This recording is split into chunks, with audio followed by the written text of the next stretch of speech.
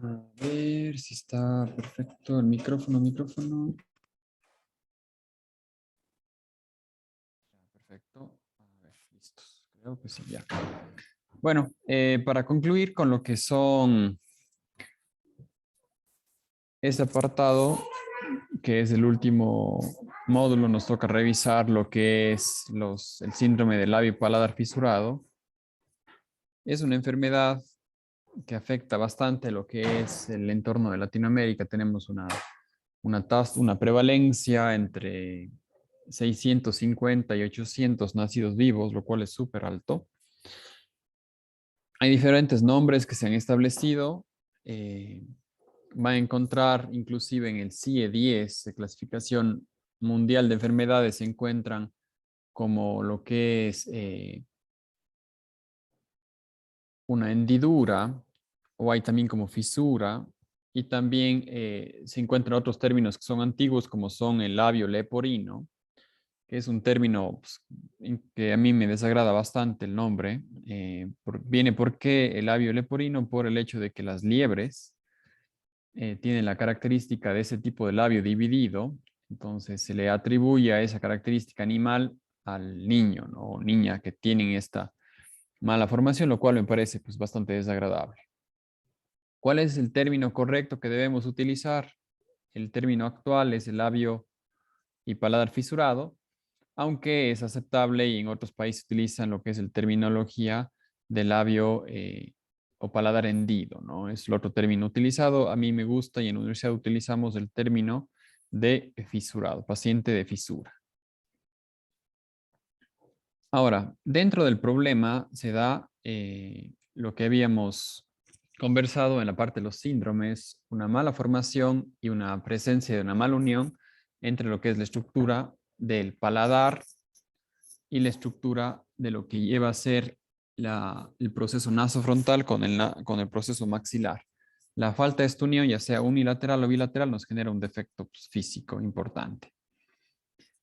¿A qué edad o a qué etapa de la formación se genera esto? Entre la cuarta y octava semana de vida intrauterina.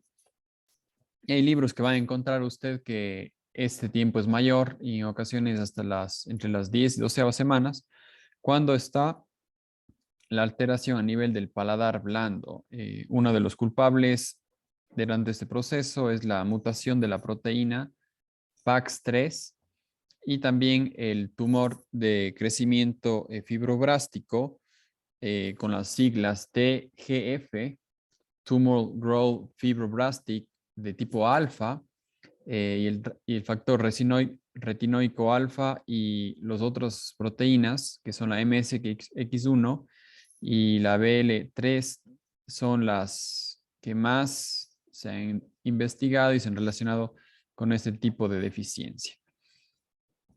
Ahora, hay un espectro grande en la parte de los síndromes que puede tener una característica pequeña como tal, como una característica completa de todo el defecto como tal. Aquí tenemos en la parte inicial un paciente con una fisura labial que puede ser limitado al labio puramente, que es la falta de unión o separación del labio debido justamente que los procesos de ambos lados no se han unido de forma adecuada. Y luego viene la parte estructural ósea, la parte de la fisura labial se representa solamente en la parte de mucosa y piel, y lo otro es el componente óseo del defecto, que es la fisura nasoalveolo-palatina, que es una deficiencia estructural debido justamente a la falta de unión en esos procesos durante la etapa embrionaria.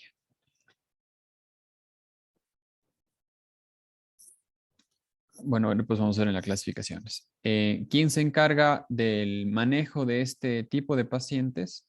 Es un manejo que tiene que hacerse de forma multidisciplinaria, un manejo completo con varias especialidades, desde el ginecólogo, ginecólogo obstetra, que maneja y encarga durante el proceso del embarazo. Es algo importante. Posteriormente, el neonatólogo del pediatra, que es el que recibe al paciente, y las indicaciones posteriores de este tipo de pacientes mediante el cirujano maxilofacial o también a los otros cirujanos que operan estos pacientes, que son los cirujanos plásticos que también hacen, los que están bien preparados, un buen trabajo. Otros procesos van a ser llevados mediante el odontopediatra, posteriormente el ortopedista o que maneja la ortodoncia, y lo que es el paciente que maneja el labio paladar fisurado. Perdón, este equipo va a manejar el labio paladar fisurado y también tenemos las siglas ORL, que establece la especialidad de otorrinolaringología, que son los encargados del manejo de la parte auditiva del paciente. Son pacientes que sufren mucho por la inserción inadecuada del paladar, le genera al paciente infecciones continuas auditivas, en algunos pacientes con la necesidad de colocar tubos de ventilación y realizar la cirugía nasal cuando el paciente ha cumplido los 16 años para corregir el defecto también que la nariz sufre en el proceso de crecimiento. Es una enfermedad que tiene varios siglos en ser tratada. Sí, tenemos varios cirujanos que nos han dejado un legado en cuanto a la corrección de esto con diferentes técnicas. Sí, tenemos las técnicas del labio, que es la técnica de Millard, que es la más difundida, no la única. Y también tenemos las técnicas a nivel del paladar. Aquí tenemos dos autores de diferentes técnicas, pero por ejemplo, la técnica que sigue utilizándose, la técnica de von Lachenbeck en el año del 61 de 2 siglos anteriores, que es la que usamos actualmente y la revisaremos al final de la clase. Dentro de los tiempos, repetimos un poco la parte de los síndromes. A la cuarta semana empezamos con la conformación de las placodas nasales, generadas justamente por el proceso nasofrontal, y la unión de la parte lateral, generada por los procesos maxilares. Mediante esta unión de los dos procesos, tiene que conformarse lo que es el filtrum, lo que es la premaxila, lo que es el proceso alveolar, lo que es la encía y lo que es el paladar primario.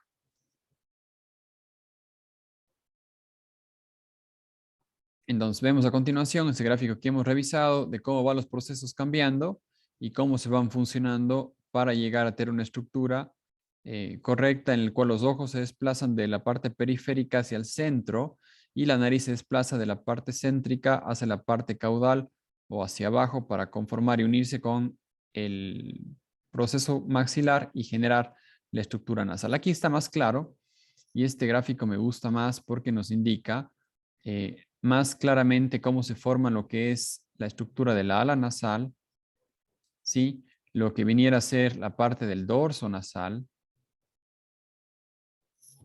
y lo que va a ser los procesos de la estructura labial, excepto el filtrum, que es un proceso que se forma a partir de la depresión de las estructuras que van a formar la nariz. Entonces tenemos el proceso nasofrontal, la formación del filtrum, que llega a ser esta parte de la estructura, ¿no es cierto? La estructura de la columnela, que es la base nasal, del cartílago, y lo que es el arco de Cupido, que llega a ser justamente, si vemos el nombre que se le da, es justamente la forma de un arco. Si hiciéramos una conformación similar, ¿no? Pues el arco y la flecha. De ahí viene el nombre del arco de Cupido, que tiene que tener esas características como un arco que tiene una elevación y una zona deprimida.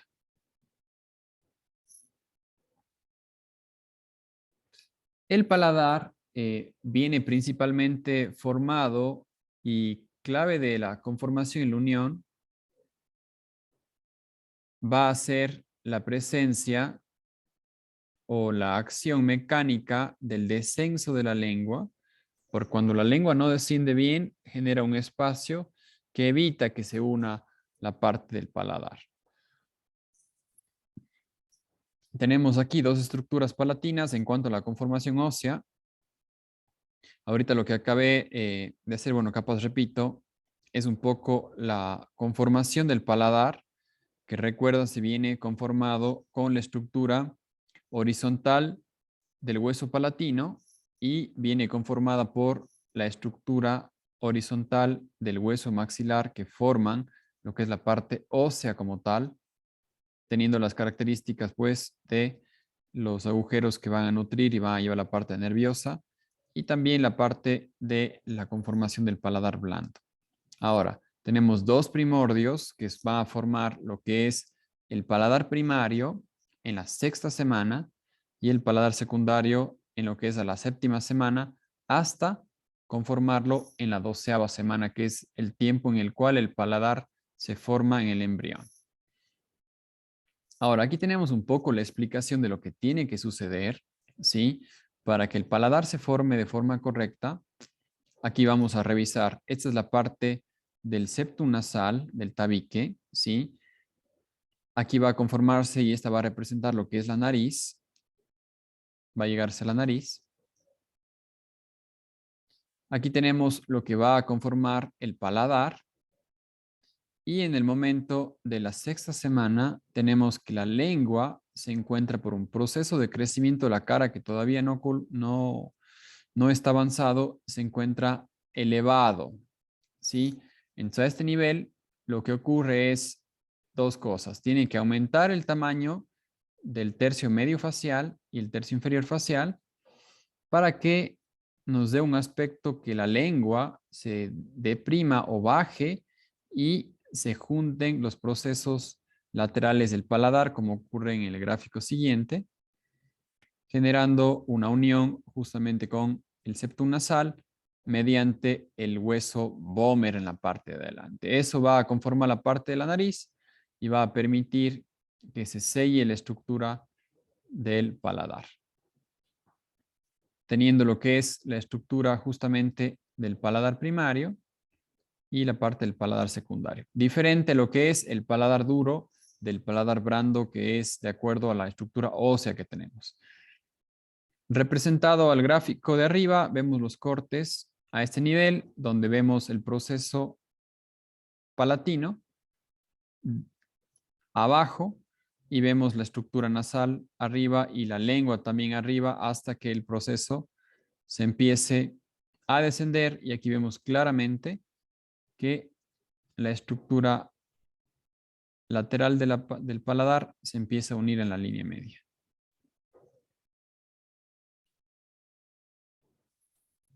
Entonces, ¿qué tenemos que conformar? El cuerpo tiene que formar esas estructuras, recordando, perdón, que esta parte de aquí viene del proceso nasofrontal, perdón. ¿Sí?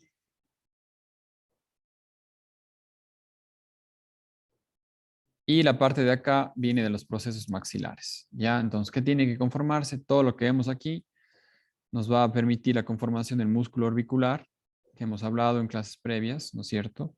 La conformación del músculo va a pedir un cierre, correcto. Y también va a conformar la parte de la nariz. Si hemos tenido o tenemos una ausencia y tenemos una fisura, normalmente lo que sucede es que una ala de la nariz es un poco más grande porque no tiene un sustento óseo, ¿sí? Y la punta nasal por lo general está descendida. Entonces, aquí tenemos también lo que es el arco de Cupido.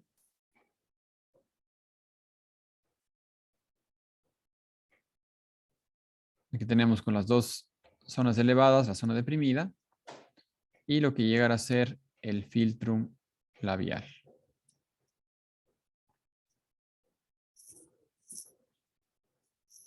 Ahora, recordando la musculatura, también es relevante porque tenemos que ver qué está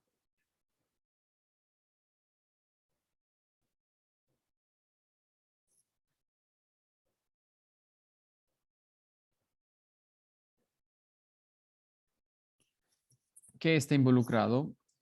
Tenemos los músculos cigomáticos, principalmente los músculos que generan que la comisura se traccione para generar la sonrisa y el labio se deprima, ¿no? Los músculos que vamos a estar en relación, los músculos cigomáticos, menores, mayores, el elevador del ángulo, Y tenemos también músculos que van a encontrarse el músculo elevador del ala nasal y del labio superior, el músculo del labio superior y los músculos pequeños o los esbozos que son el músculo risorio, más la estructura muscular que rodea el músculo como tal. Cuando tenemos que reparar el defecto, normalmente nos limitamos a unir lo que es el músculo orbital que no se ha formado bien. Entonces, este es el encargado y es la meta que tenemos en el procedimiento quirúrgico.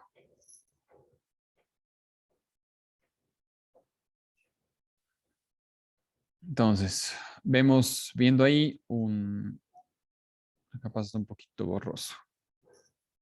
Repetimos el arco de Cupido, sí, lo que es la parte del tubérculo, la línea blanca, está un poco movida, del labio. No, aquí no se ve tan bien, está un poco borroso. Los bordes del filtro y el hoyuelo o la depresión del filtro.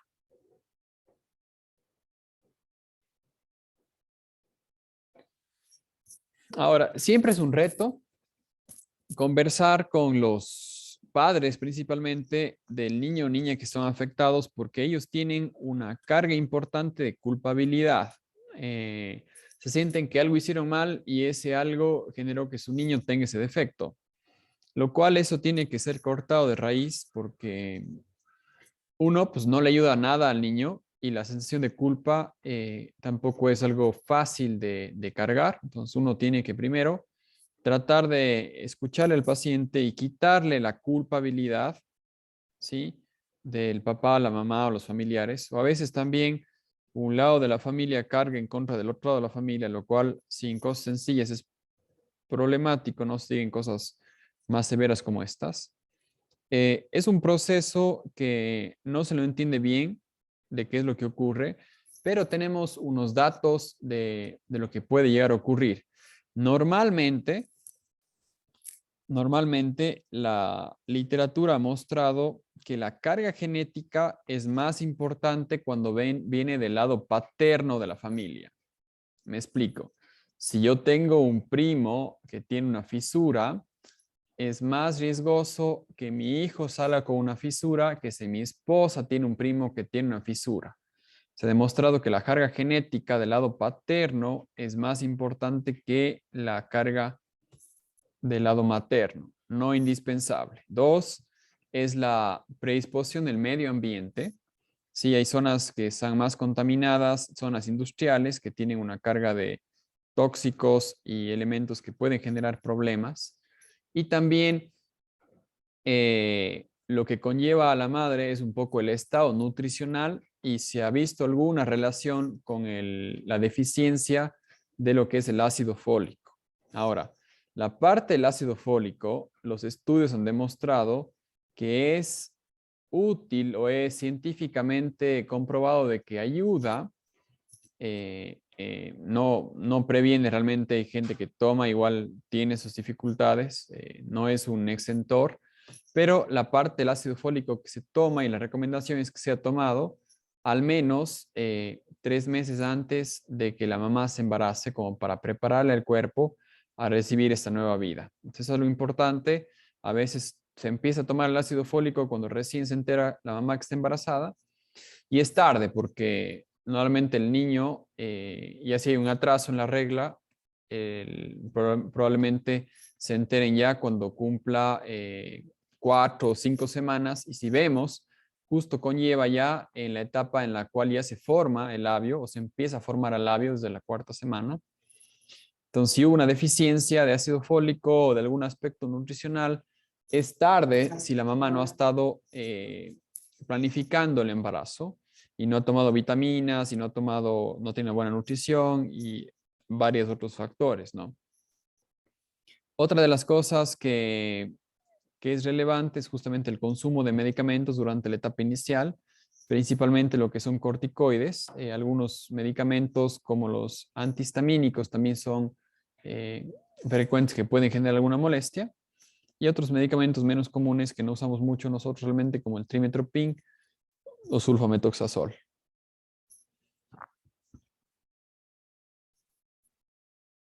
Entonces, justamente lo que hemos conversado un poco, los factores de riesgo de tipo medicamentos, ¿no?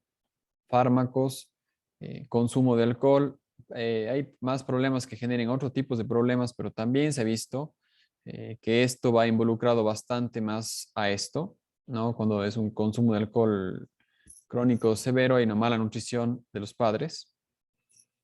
Los factores hereditarios, que la carga genética es un poco más al lado masculino que el femenino. Y las situaciones que el paciente, la mamá esté en un ambiente contaminado. Para recapitular, una alteración entre la cuarta y octava semana que puede extenderse en el paladar duro hasta la 12ª semana. Principal proteína colaboradora o estudiada la PAX3 y con una alteración de lo que es el factor de crecimiento fibroblástico.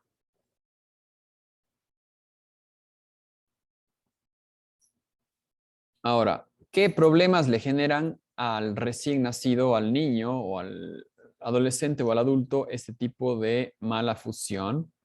Eh, Normalmente tiene una incapacidad de desarrollar la correcta anatomía facial debido a que tiene una presión inadecuada intraoral, tiene trastornos, dificultad para procesar los alimentos o masticar, hay un continuo paso de alimentos hacia la cavidad nasal y normalmente el paciente se queja y le dificulta el pasar los alimentos de forma continua con lo que es la odinofagia, que es el término pues, correcto. La mala inserción en el paladar o la no inserción en el paladar genera que el paciente tenga múltiples infecciones a nivel del oído. Sí, dentro de esto puede generar también una otitis, puede generar riesgos de mastoiditis también, que se aumente o pase la infección más atrás, más posterior. Dificultad al momento de la formación de fonemas por el escape del aire, alteraciones psicológicas del paciente y trastornos al oír y al respirar. Ahora, uno de los problemas severos justamente es la parte que va con la parte cognitiva. Un niño con paladar o labio fisurado tiene las mismas capacidades de inteligencia de cualquier otro niño, no es menor, porque no es una afectación que afecta al cerebro, pero el hecho del ambiente que se cría, el ambiente sobreprotector de los papás y el hecho de que no se les fuerza por lo general a hacer cosas, hacen que su capacidad de aprendizaje no vaya al par de los otros niños, lo cual no es problema de ellos, es un problema de su ambiente realmente, que deberíamos tratar de que sea corregido.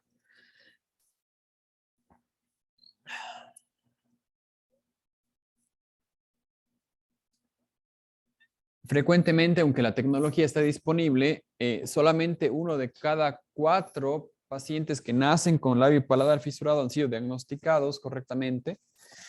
¿Por qué? Porque si bien la tecnología ha mejorado, la tecnología 3D es costosa y aparte muchas veces el niño se encuentra cubierta la zona de la cara, ya sea con las manos, con el codo, con el cordón umbilical, que evita que el paciente, que el niño, pues tenga un proceso de diagnóstico claro en la etapa que está en el vientre de la mamá. En el aspecto bidimensional es menos todavía, es difícilmente identificable, pero se lo puede encontrar desde la semana 20 de vida intrauterina. La ecografía tridimensional, pues nos genera algo que puede ser cercano a la realidad, ¿sí? Ahora, si bien hay también la fetoscopía, que es una colocación intracameral que se ve al niño y eso puede hacerse recién cuando el feto tiene más de 15 semanas de vida intrauterina. Ya lo que es importante es justamente, ya lo que me pasó a mí, es la difícil diagnóstico. Cada uno de mis hijos han tenido han sido diagnosticados con posibles problemas durante la etapa de la ecografía. Uno de mis niños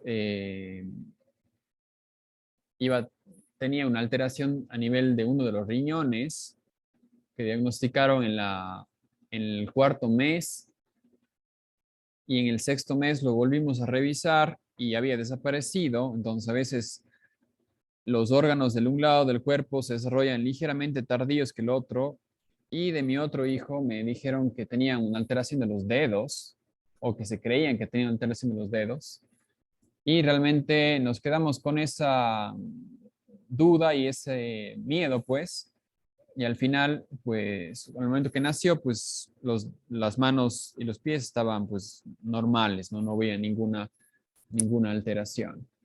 Y cuando nació mi último hijo, el momento que nació tenía un defecto en la columna al momento de nacer, y nunca vimos ese defecto en el ultrasonido, y al momento que le vimos clínicamente, el doctor, el neonatólogo, pues pensó que era algo grave, algo severo, algo malo, pero gracias a Dios se hizo los estudios complementarios ya cuando fue más grande, y el defecto pues se sanó o desapareció. Entonces, por eso es que el diagnóstico de esta enfermedad pues es bajo a nivel de ultrasonidos, y tiene un margen de confiabilidad pues no tan alto, ¿no?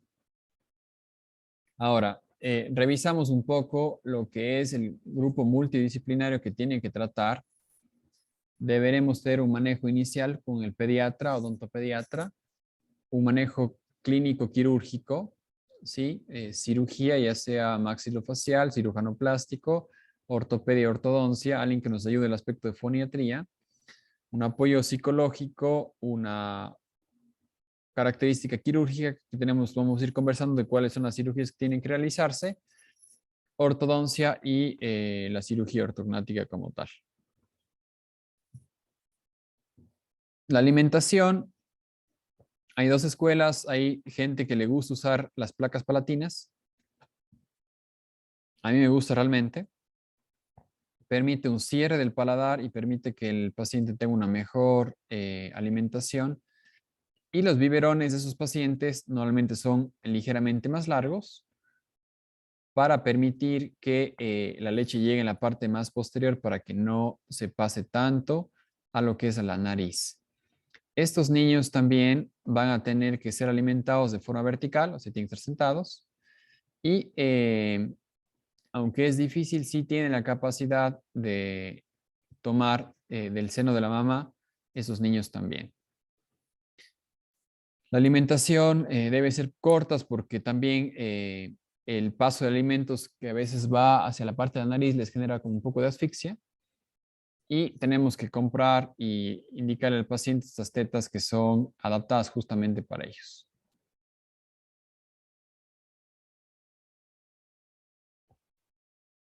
Para recordar la clase de anatomía, hemos visto ya bastante lo que es la parte de la estructura del piso de la boca, ¿no? Vimos algo de la estructura de la lengua, pero ahora vamos a ver cómo se encuentra conformado lo que es los músculos del paladar, ¿sí?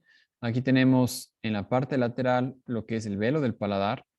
Aquí tenemos la parte de la trompa de Eustaquio, que es indispensable para generar la descompresión del oído, y lo que se bloquea al momento que cambiamos de altitud, y es el que cuando abrimos, bostezamos o mascamos chicle, se abre y permite que haya una nueva equilibrio en cuanto a la presión interna del oído. Y esto sucede cuando subimos a la sierra, bajamos a la costa, tenemos el cambio de presión que el cuerpo lo siente. Luego tenemos lo que es el elevador del velo del paladar. Tenemos lo que es el estilo faringio. Ay, dibujé mal, perdón.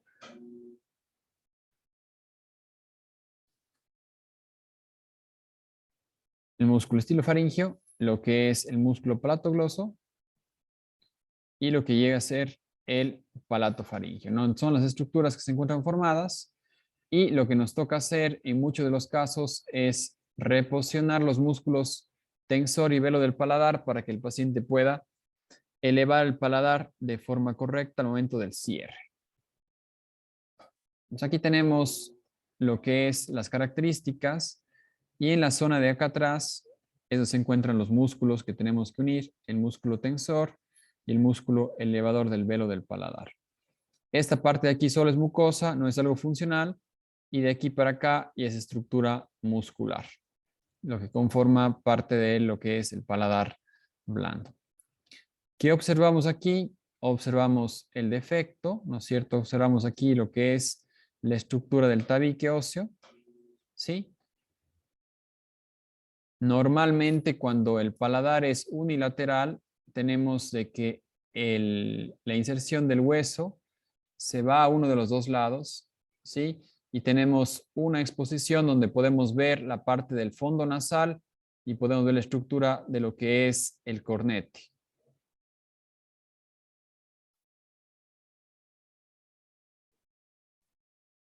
Dentro de la epidemiología, recordando que podemos tener siempre un abanico de posibilidades de la enfermedad, podemos tener labio hendido, labio y paladar hendido, perdón, labio proceso alveolar fisurado, labio proceso alveolar, paladar anterior fisurado, labio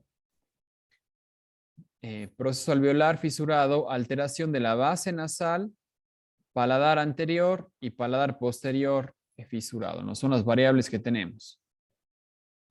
Ahora, dentro del paladar fisurado, tenemos un porcentaje del 2 al 3% de malformaciones, 1 de cada 80 a 1000 nacidos vivos, es lo que generalmente ocurre, ¿sí? Y tenemos aquí hay una mayor predisposición en algunas razas. En México y en Latinoamérica sigue siendo alto, menor que la parte de los asiáticos todavía, y la parte que menos afectan son la raza negra. Cuando es el paladar hendido solo, es más frecuente en mujeres, por lo general la hendidura es incompleta, y hay características un poco más difíciles de diagnosticar, que es una hendidura de tipo incompleta. Hay la presentación justamente de una parte que hay mucosa como tal, pero no hay músculo, y la presentación se llama paladar submucoso, que el paladar no está funcional y no puede mover de forma adecuada. Eh, y hay también una frecuencia más alta cuando solo es paladar, que hay alguna malformación de tipo congénita en pulmón, corazón. Tenemos varias formas de clasificar el labio y paladar fisurado. Podemos clasificarlo de acuerdo a que si es una afectación completa o incompleta. ¿Sí? Cuando es una fisura completa, puede ser de forma unilateral o puede ser de forma bilateral o puede ser un lado incompleto y el otro lado completo. ¿Sí? Y cuando es incompleto, pues lo mismo, ¿no? Hay varias gravedades de la enfermedad. Aquí podemos revisar justamente cuando es un paladar bilateral, o perdón, incompleto. No llega a pasar y no llega a perforar la parte de la base de la mucosa, ¿sí? Teniendo un espacio que tenemos tejido sano. Y aquí hay que valorar si hay que completar la división en la cirugía o no, dependiendo la medición que nos dé el ancho nasal.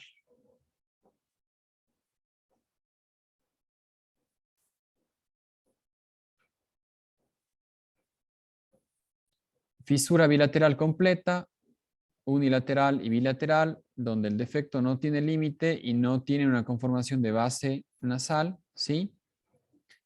Y en este caso, un caso más severo, donde inclusive tenemos una proyección más anterior de la premaxila, que ahora tratamos con elementos ortopédicos, y lo que llegará a ser justamente la profundidad de la fisura, que es bilateral completa.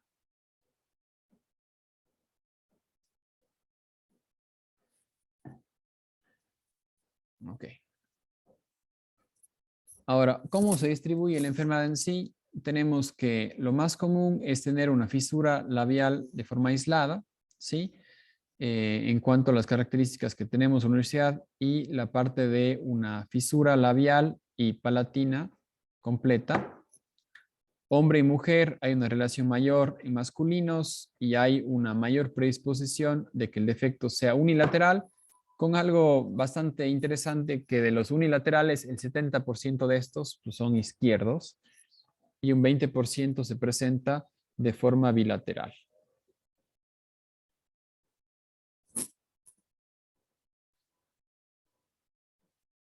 Las clasificaciones que usamos en la universidad, usamos este modelo y es el modelo que más nos gusta. Eh, bueno, tenemos creo que la modificación, deje ver si está. A ver si está. Bueno.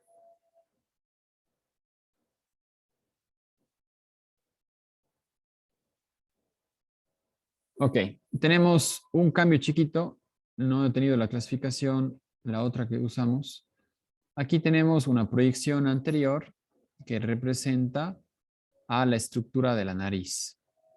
¿Ya? Es lo nuevo que usamos, no lo nuevo, pero la modificación de esta clasificación de Kennard y Stark. Ahora, esto representa las lesiones que se forman. Aquí tenemos lo que es el foramen incisivo, sí que es la parte que nos guía a este defecto. Y lo que se tiene que hacer es pintar el área que está comprometida para establecer el tipo de defecto que tiene el paciente.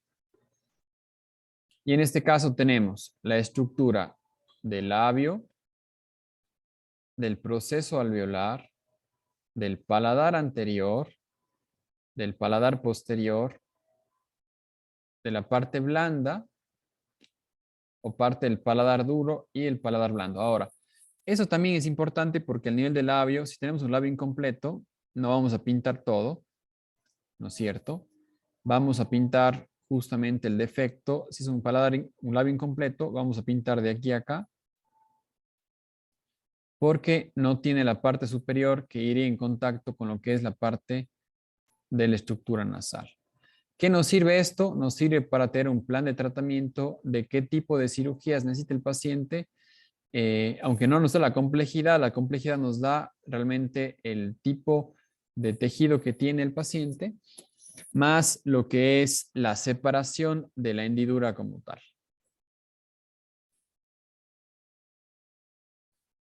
Otro de los procesos o de las formas de describir el defecto justamente es este tipo de gráficos que nos muestra la estructura del labio que puede verse afectada, ¿no es cierto?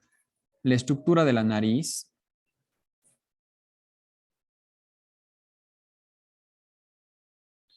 la estructura de la nariz,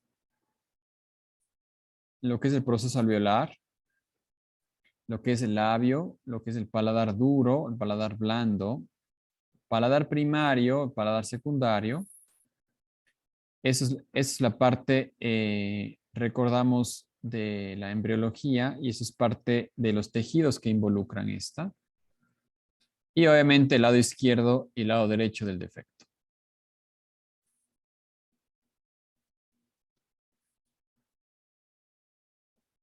Dentro de la clasificación vamos a tener si la afectación va dada hacia el paladar blando o hacia el paladar duro, ¿sí? Aquí podemos tener que la clasificación puede ser completa o cubrir el tercio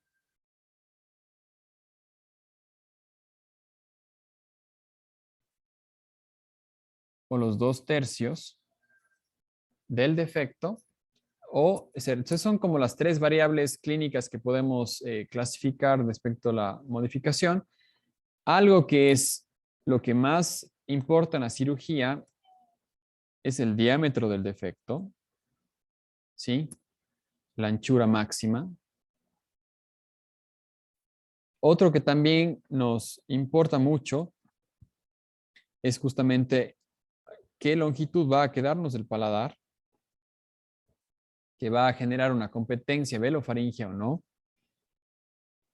y si vamos a tener o no una presencia de músculo en la zona del paladar, generando, si tenemos un defecto submucoso o no en el paladar.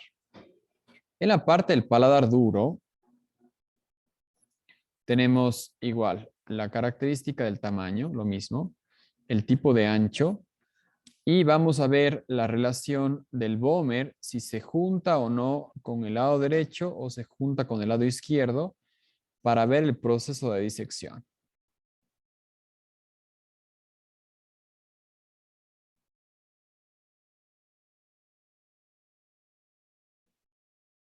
Otra clasificación que nos marca Davis y Ritchie en el año de 22 establece lo que es una hendidura prealveolar y una hendidura posalveolar y una hendidura alveolar, viendo el defecto generado en el proceso como tal.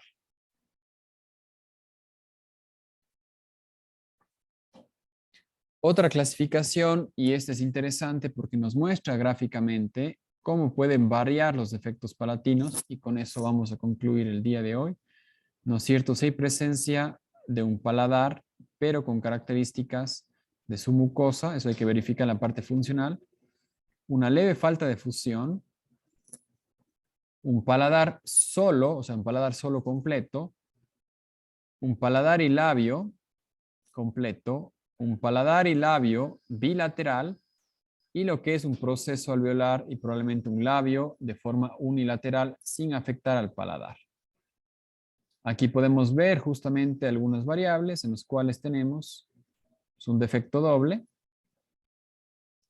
y un defecto simple ligeramente más pequeño anterior.